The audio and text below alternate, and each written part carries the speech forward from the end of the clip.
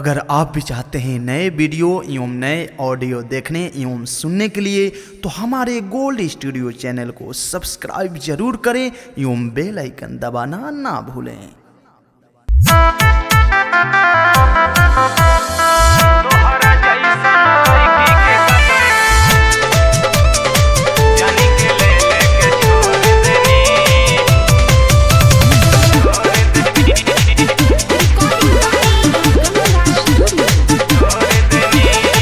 चलो ये जान तू समेट के गुमान के गोली न दाल जगह बटे अहिरान के।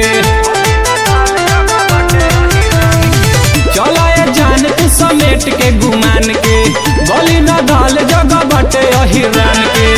बिना छुअले जगहिया कोर देनी तोहरा जैसन लड़की के कतना जानी के ले लेके छोड़ देनी।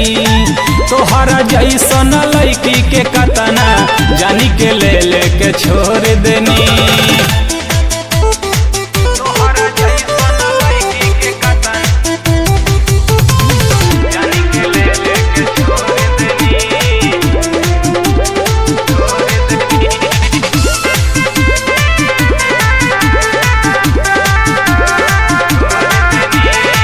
एक तो हर चढ़ल जवानी चल तारू वहीं ठके धल के हु यादो के लइका रोवे लगबू बई ठके।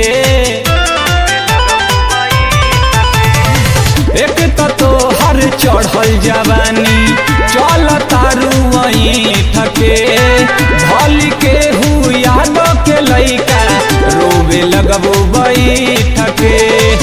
साचो गतरे गतरे रस बोर देनी तोहरा जैसन लड़की के कतना जानी के ले लेके छोड़ देनी। तोहरा जैसन लड़की के कतना जानी के ले लेके छोड़ देनी।